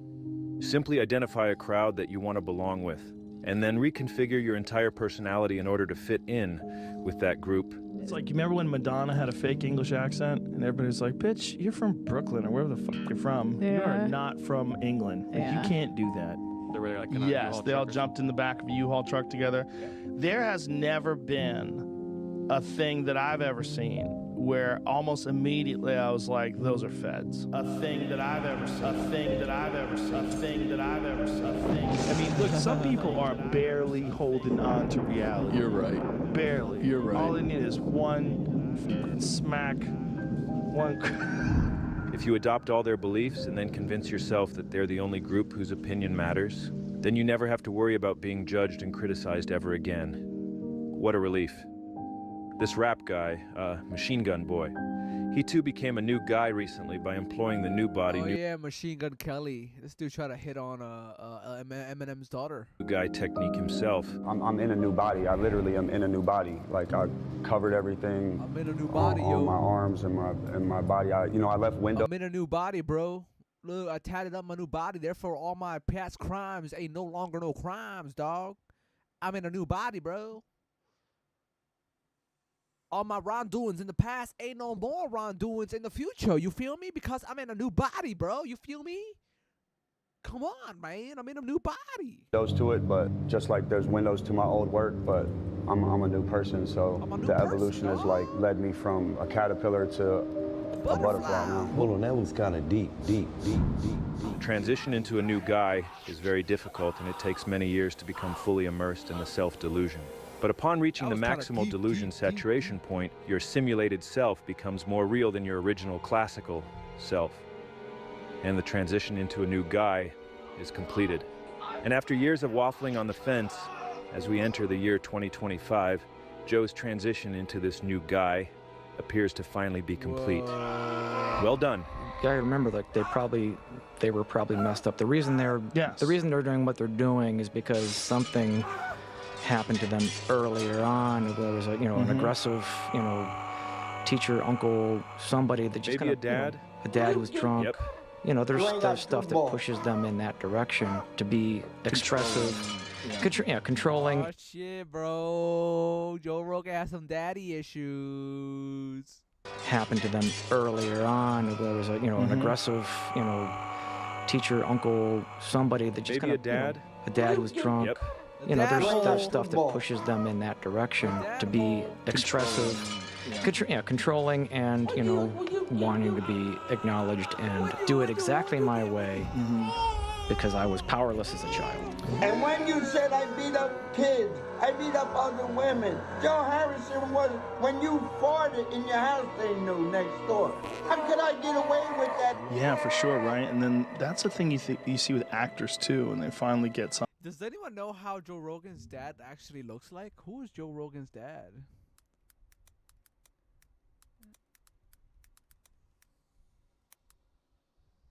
Dad, bro. Who's Joe Rogan's dad?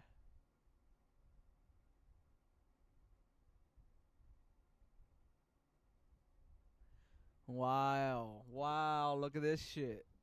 Joe Rogan, born August 1967, is an American podcaster. Discuss current event. I was born in Newark, New Jersey. Begins a career. Blah, blah, blah. After living Fear Fat, where does he talk about his dad? Joe Rogan is voice actor. Born in Newark, New Jersey. He looks like a fuck boy, bro. He looks like a total fuck boy. Was 5 in contact with. Here you go. His parents divorced when he was 5, and he has not been in contact with his father, an architect, since he was 7. He recalled, all I remember of my dad are these brief, violent flashes of domestic violence, but I don't want to complain about my childhood. Nothing bad ever really happened to me. I don't hate the guy. The age of 7. He moved with his mother to San Francisco, California. When he was 11, they moved to Gainesville, Florida. They later settled in Newton Upper Falls.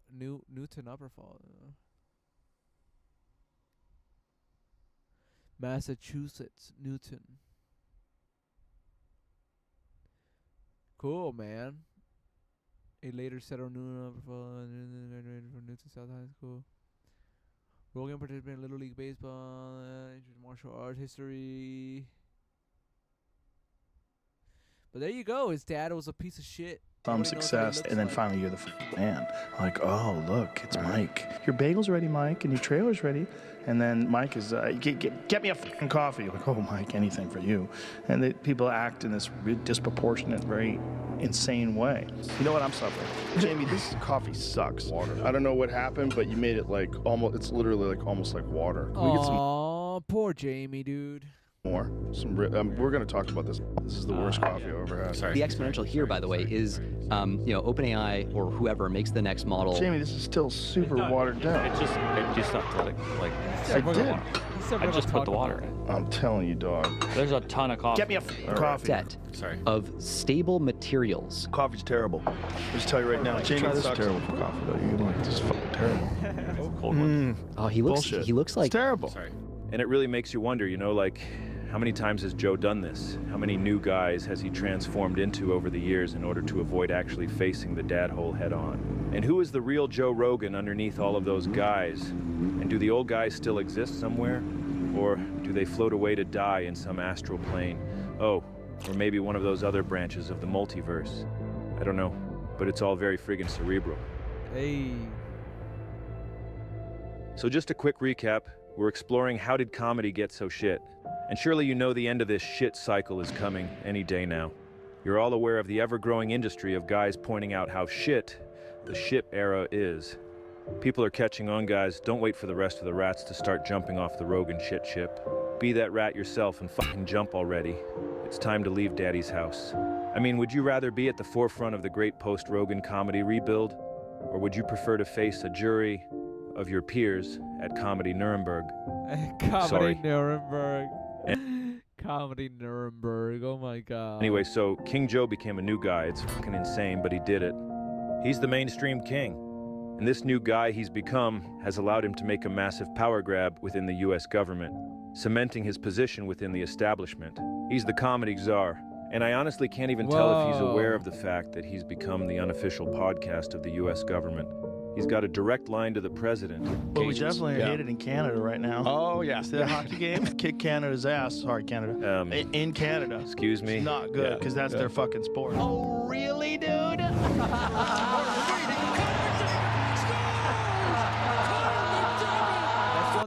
That's one thing I did like about Chris D'Elia. I did like his energy. He had this weird fucking energy about him. Oh, really, dude? Like, he had this very weird pedo energy. He was probably a pedo, right? He said some... Allegedly. Look it up yourself. So when a client comes to us with an ask to launch an influencer marketing campaign, the process is pretty streamlined. So what we'll do... Eat shit. All right, sorry. What were we talking about? The talk about turning Canada into a 51st state. Oh, yeah. He's serious. He told me on the phone he was serious. Yeah. Well, at first I was joking around, but then I was thinking maybe it's not a bad idea. So funny. He's become comedy goibles. Jobles. Just kidding. But if you think that's slanderous, you must have missed Joe's best friend's announcement that comedy is legal now. The Yay. left wanted to make comedy illegal, you know? Like, you can't make fun of anything. Comedy. So then it was like, comedy sucks. It's like, nothing's funny. You can't make fun of anything. It's like, legalize comedy. Legalize comedy. Yeah. Legalize comedy. But now it's 2025, and Joe's the only guy on Earth still ranting and raving about the pandemic. Wants his bread and butter. And, why are you just accepting this? Because it's a noble thing. Addicted to something that pissed him off like 4 years ago. Addicted to the whining. He looks for stuff to whine about like a pathetic cigarette junkie, scouring the sidewalk for butt remnants to smoke, because that's all that's available. And you gotta take what you can get. If that Tim Walsh sucker, if that guy got into power, that weirdo who puts tampons in the boys' room and... So this new guy experiment is fucking insane, but it actually kind of worked out for Joe. But Joe wasn't gonna stop there. I mean, say what you want about Joe, but this guy can overcommit to stuff at a pathological level. Becoming a new guy was not enough. Though more secure in his delusion than ever before, the flimsy tent poles holding up the belief in this new guy were always threatened by critics and like just regular normal people calling him stupid and stuff. Shit. So it was still kind of stressful. Now Joe is putting in efforts to normalize the whole concept of becoming a new guy in order to legitimize his own transition. And now Joe has gifted the world a brand new blueprint to copy. It's the new guy blueprint, and guys are already getting into it. We just saw Mark Zuckerberg show up to the Shitcast to unveil his new guy. We're also lucky that you got into jiu-jitsu because I think you look different. When you walked in here today, you look thicker. You look like a different guy. It just turned on like a part of my brain that I was like this was a You turned on the alpha male part of my brain. piece of the puzzle that should have been there, and I'm glad it now is. Now Mark maybe wasn't quite ready to unveil the new guy. Ew, dude. Look at his old self, bro. What a fucking weirdo.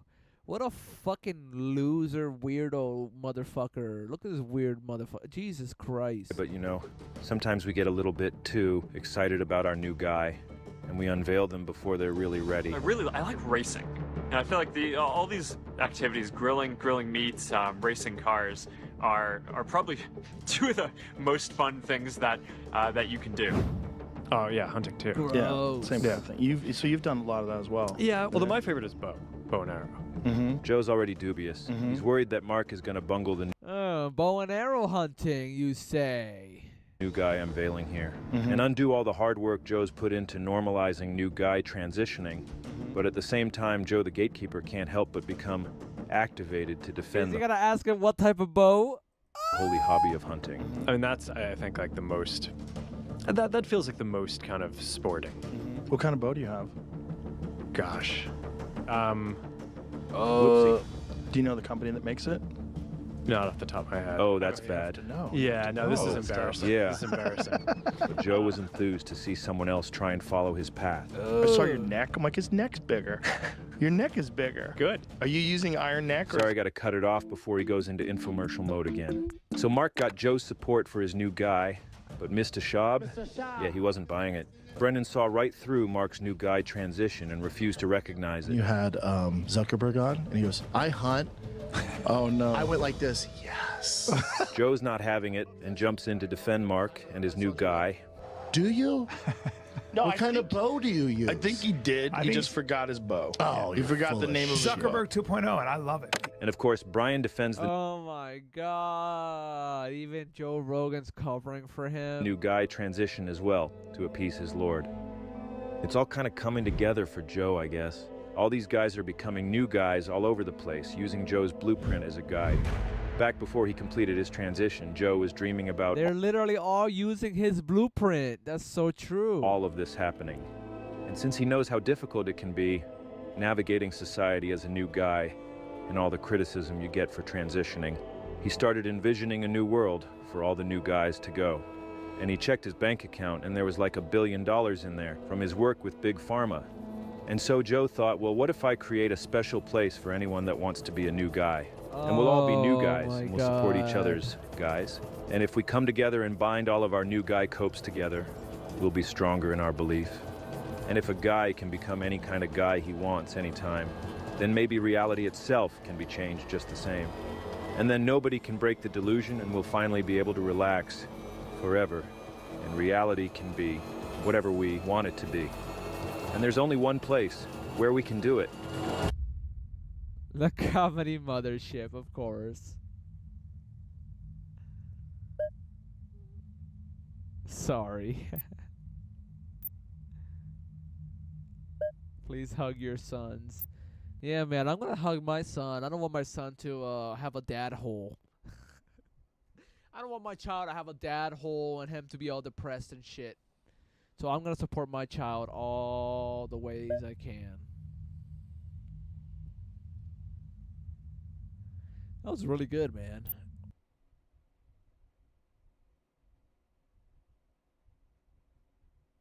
$8 months ago, 10 months ago.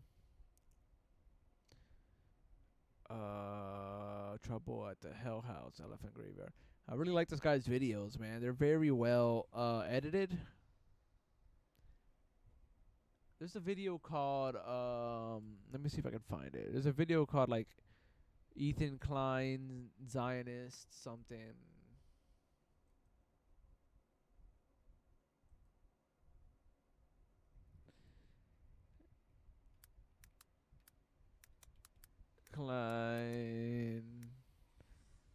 Zionist.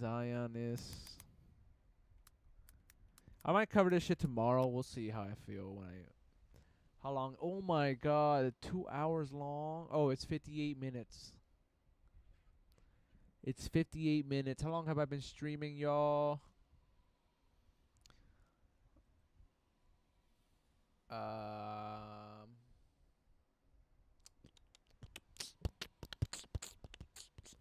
Like an hour, 48 minutes. Should I watch this shit?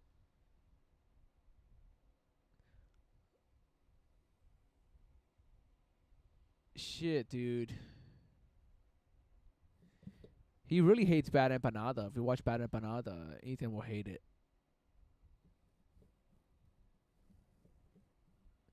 58 minutes long. You know what, though? I'm gonna end the stream here. I'll stream that tomorrow, guys. I'm really fucking tired. I had a really long day at work. I love you guys so much. Thank you guys for subscribing. If you came from the Cult of Dusty show, please support me and support Dusty. Thank you so much. I love you guys. I'm gonna try to stream way more often, like daily. I'm gonna try to stream daily if I can, even if it's for an hour long. But yeah, I would love to make streaming a career or some shit. That'd be fucking lit. But yeah, guys, see you guys next time. I do want to order a green screen. I want to buy a green screen, put it right behind me, so I can make cool little skits. I want to make skits. That'd be really fun. But see you guys next time. I love you guys so much. Remember to like and subscribe.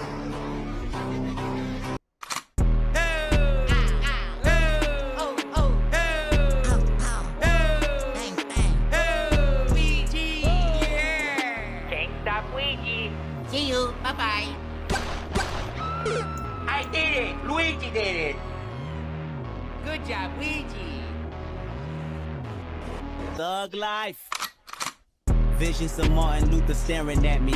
Malcolm X put a hex on my future, someone catch me. I'm falling victim to a revolutionary song. The Serengeti's clone. Back to put you backstabbers back on your spinal bone. You slit your disc when I slit you my disc. You wanted to diss but jumped on my dick. Oh yeah. Got my finger on the motherfucking pistol. Aiming it at the pig. Charlotte's Web is gonna miss you. My issue isn't televised, and you ain't gotta tell the wise how to stay on beat, because our life's an instrumental. This is physical and mental. I won't sugarcoat it. You'll die from diabetes if these other niggas wrote it.